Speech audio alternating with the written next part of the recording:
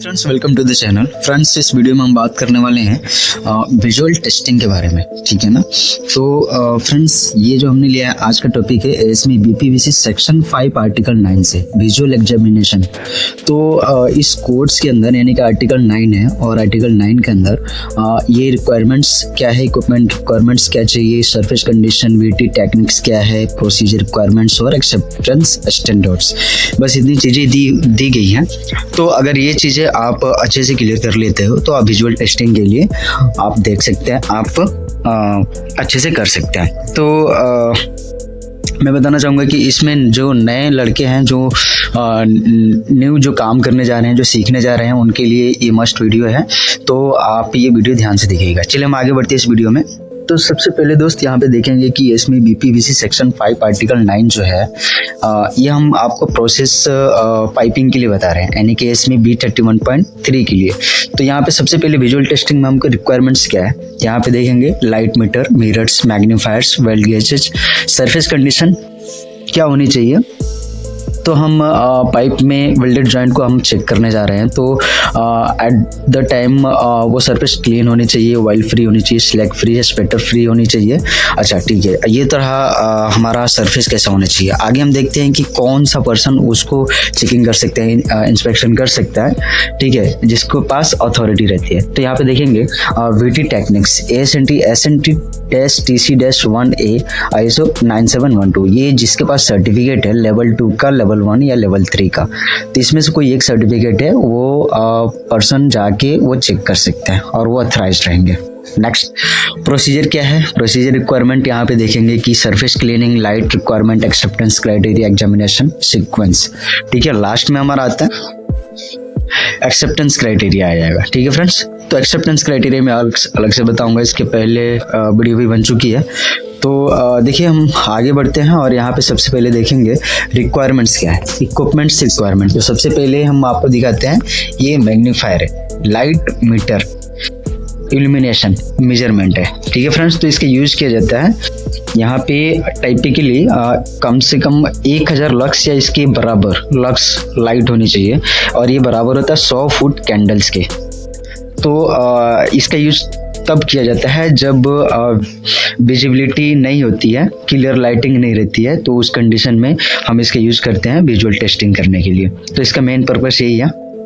चलिए हम आगे देखते हैं। दूसरा जो इक्विपमेंट्स था ये मैग्नीफायर, इंस्पेक्शन मिरर था, ठीक है ना। इसका हम यूज इसलिए करते हैं ताकि हमारा जो है फ्रेंड्स, जैसे कि हमारा जो पोजीशन है ना वेल्ड विजुअल चेक करने का, तो सामने तो है वो तो दिख जाएगा, बट कहीं कहीं ऐसा पोजीशन होता है जिसको हम देख नहीं सकते हैं वेल्ड विजुअल, जैसे बॉटम साइड में, पाइप का बॉटम साइड में होगा तो उसमें हम देख नहीं सकते। तो इस कंडीशन में हम इसका यूज करते हैं, इंस्पेक्शन ग्लास का यूज करते हैं, ठीक है। और नीचे वाले बॉटम वाले भाग को हम मिरर में देख लेते हैं कि विजुअल कैसा हुआ है। तो मेन चीज इसका यही है, इसका यूज। चलिए हम आगे देखते हैं। 3 मैग्नीफायर।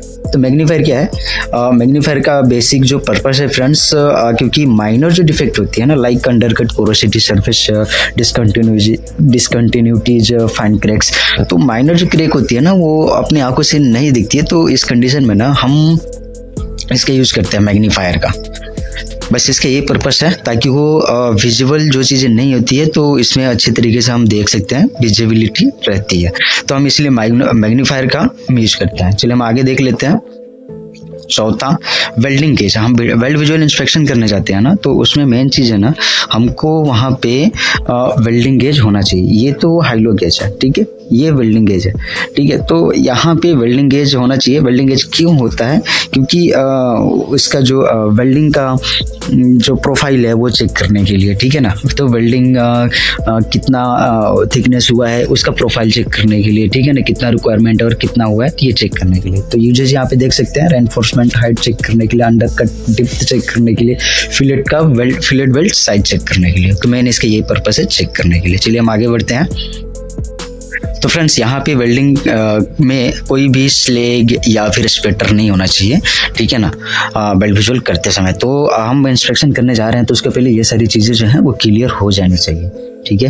तो ये जैसे देख रहे हैं ये स्लैग है, ठीक है ना, ये सारी चीज़ें क्लियर होनी चाहिए। तो हम जैसे कि मैंने आपको बताया था कि जो वेल्ड विजुअल इंस्पेक्शन करने के लिए जो क्वालिफाइड पर्सन होते हैं ना, तो उनके लिए जो एनडीटी लेवल 2 या 3 या 1 ये क्वालिफाइड होनी चाहिए। तो उसके लिए मैं आपको वही जो पर्सन है वो कर सकते हैं, ठीक है ना। तो इसके लिए यहाँ पे ट्रेनिंग भी दी जाती है और सर्टिफिकेशन भी प्रोवाइड किया जाता है। चलो हम आगे देखते हैं लेवल 2 पर्सन होते क्या है। तो एनडीटी परफॉर्म करते हैं, ये इंटरप्रेट इवेलुएट करते हैं, एक्सेप्टेंस रिजेक्शन डिसाइड करते हैं कि कौन सा एक्सेप्ट है रिजेक्ट है, as per the codes report sign कर सकते हैं, लेवल 2 को गाइड सुपरवाइज कर सकते हैं। तो ये सारी उनकी रिस्पॉन्सिबिलिटी है, ठीक है फ्रेंड्स। चलिए हम आगे देखते हैं। अब इसमें स्कोप क्या होता है, ठीक है।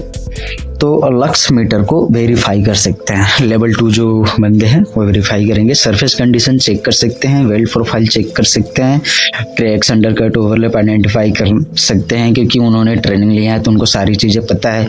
अप्लीकेबल कोड स्टैंडर्ड्स क्या है ये सारी जानकारी उनको होती है। फाइनल वीटी रिपोर्ट वो बनाते हैं, ठीक है।